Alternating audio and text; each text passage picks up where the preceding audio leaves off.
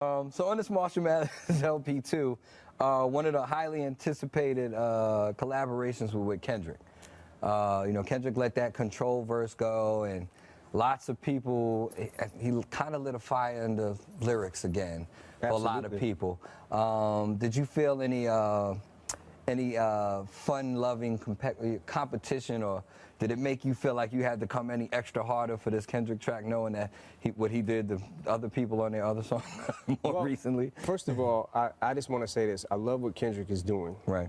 And he's making it, he's continuing the tradition of just making rap exciting. Right. You know? And what he did with the control verse is incredible, but we had actually did that song before he did that verse. Oh, okay. You know, I just loved what he did on his album. Right. And I felt like, man, he's an Aftermath artist too, you know, and it just felt like it was something that we should do. Right. You know? But absolutely, there's always going to be competitive aspect, man, and that's why with his verse, the control verse, he didn't say anything that every other MC wasn't already thinking. You know?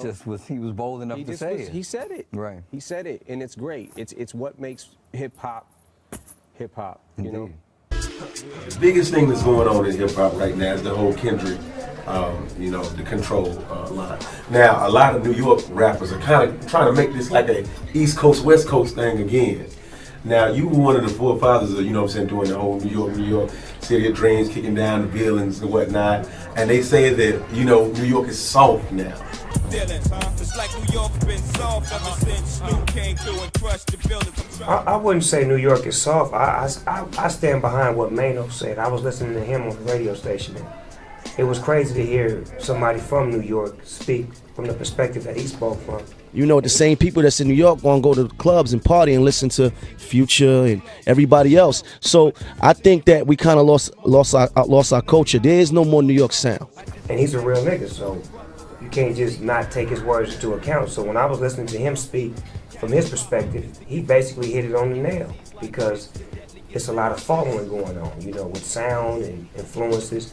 But what people don't understand is that in New York influenced everybody in the beginning. When hip hop was born and bred, it was born here, and it spread around the whole globe. So its influence was definitely going to take on new faces and new, bodies and new sounds or whatnot. But the thing is, it all originated here, so there's no such thing as a true original. There's really no originator to what it is, but people get so caught up with trying to make beef when he's just making good music.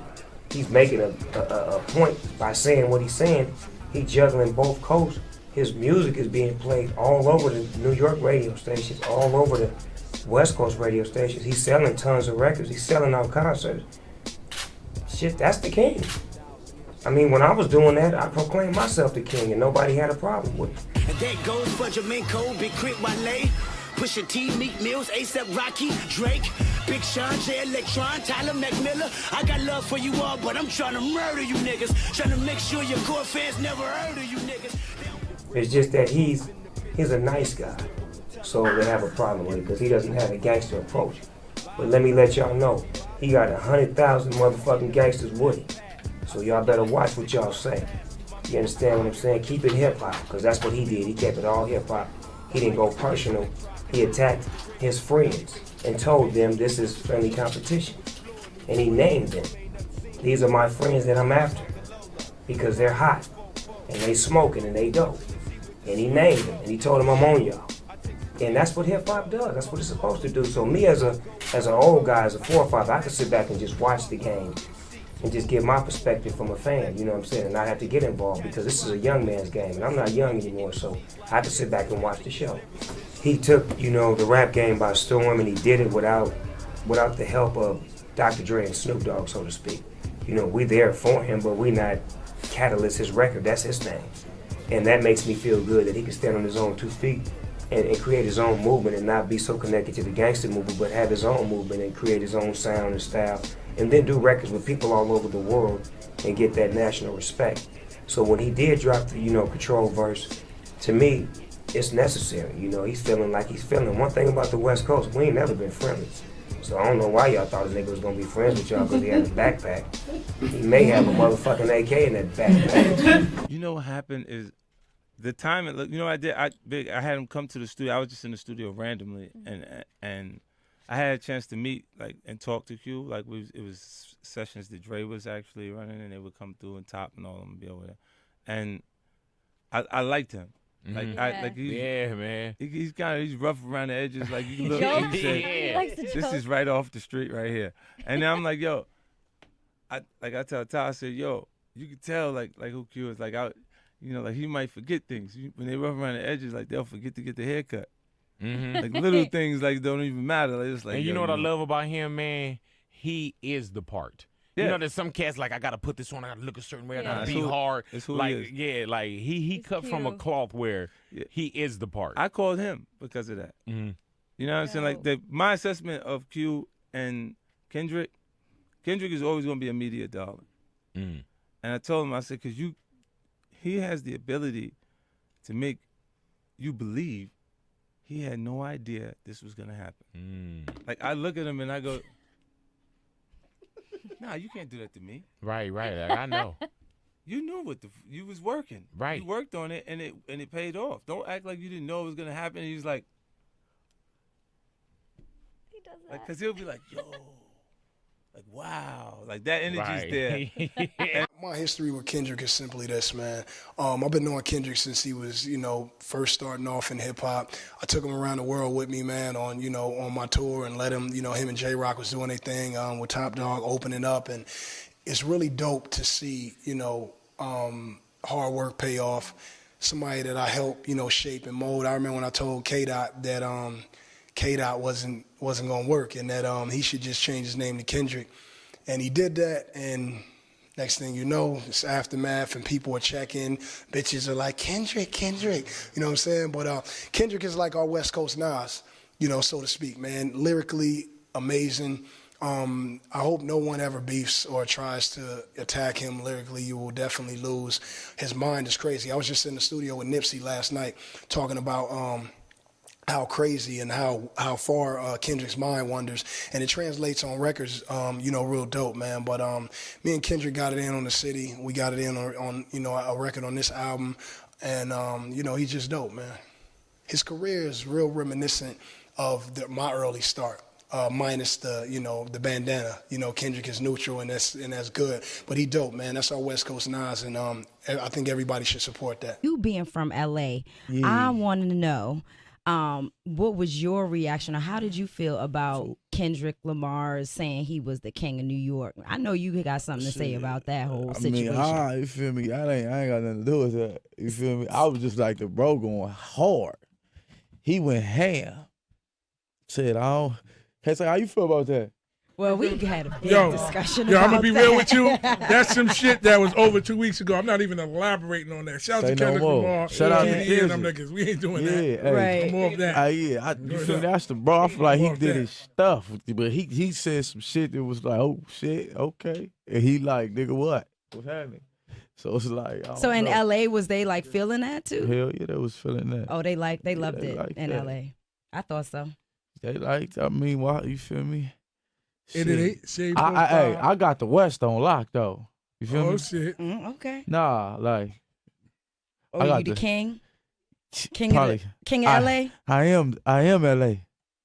You are It LA. ain't shape, Okay. Man, you better go ask somebody. Radio. You better go ask All somebody. right. Nah, for real though. I ain't even that type of nigga though. But you feel me? From what we do, from what the West Coast was known from back in the day type shit. You feel me? That's what we got. You feel me? That's what I got going on. I got the whole streets on lock and shit. I be in the streets and shit with it, shut shit down and shit like that. You feel me? So you basically running LA right now. Yeah, me Pretty and my much. nigga Nip. And then my nigga Kendrick too. He do his shit all the way. You feel me? Right. Yeah. So we got that shit. But I'm one of them niggas though.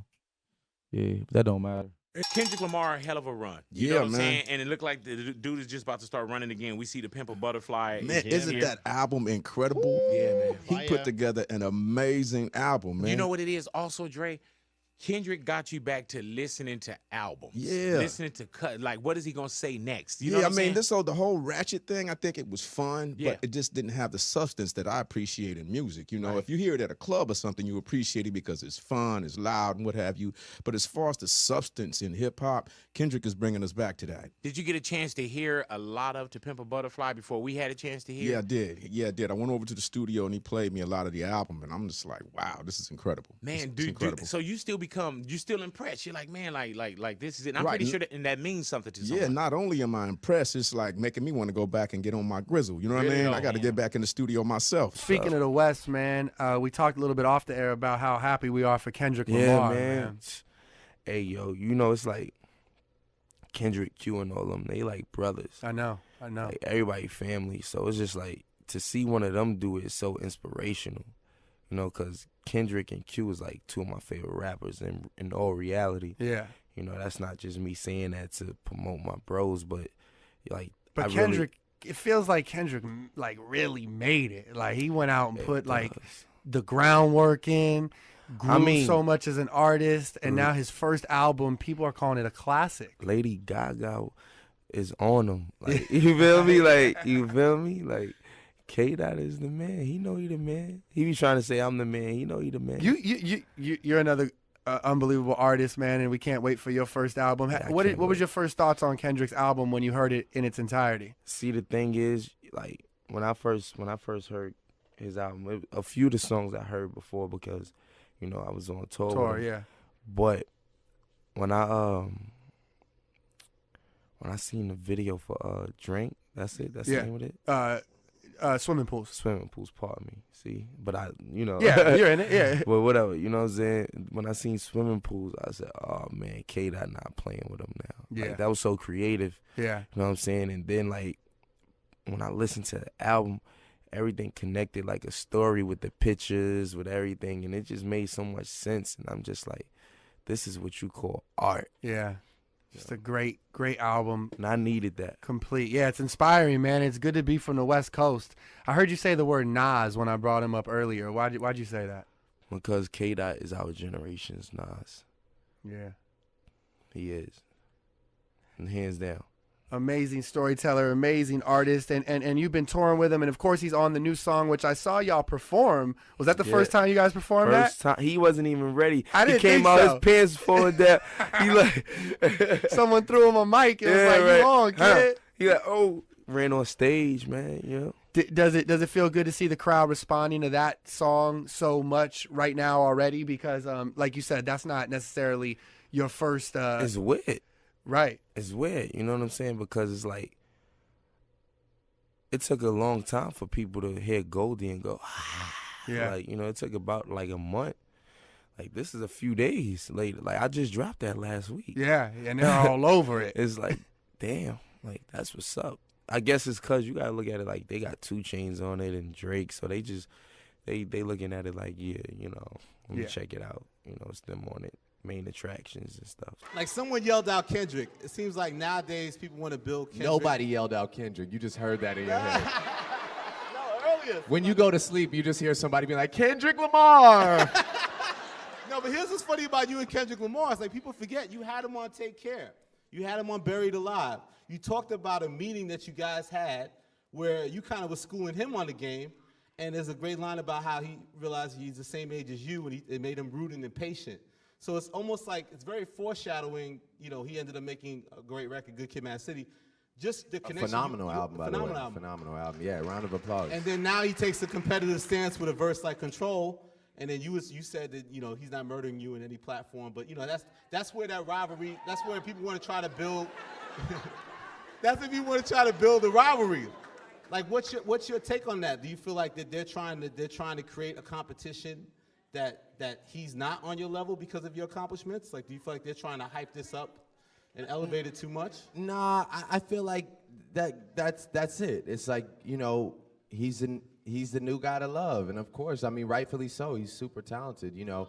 But thank you. But he's but he's like, you know, he is the underdog that's extremely hungry. You know what I'm saying? And he's doing his thing really well. and that verse was, he's giving people like moments, you know, like that verse was a moment to talk about. Are you listening to it now at this point in time? Okay, and then, but it was real cool for like, you know, a couple weeks. But like, if I ask you, for example, like, how does that verse start? No, if you remember. No, and like, No. now mind you, it'll go on and Complex and Rap Radar give it like verse of the millennium and all that shit or whatever. But like, I'm just saying, it's like, you know, I remember like somebody like asking me, you know, or maybe it was you that was like, is Kendrick Lamar your biggest competition like in this generation or whatever? Yeah. And I think that Kendrick has like the utmost potential, man. Like, you know, I see Kendrick tomorrow, I'm gonna dap him. I didn't feel a way about that verse. I get it. I get the moment. Like, you know, he's a good guy. And like, I know that verse had no malice behind it because I saw him 5 days later at the VMAs and it was all love. So it's like, he didn't come on there on some wild, like, yeah, I'm in New York, fuck everybody, don't look at me. Like, I'm the king. So it was, you know, it was one of those things. It's like, I almost wish he had come in there on that shit because I kind of lost like a little respect for the sentiment of the verse. If it's really fuck everybody, then it needs to be fuck everybody. It just can't be halfway for the sake of the people. But you know what I'm saying? Like, for real, that's just how I feel. Yeah.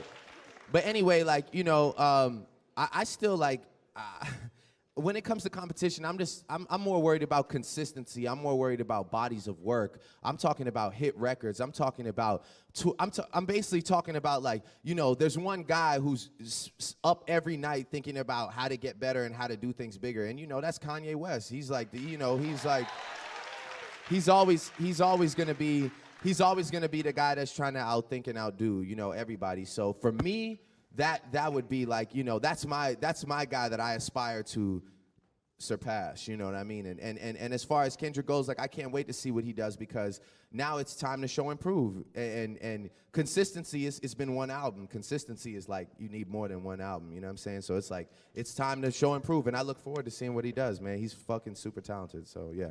Cheers to Kendrick Lamar.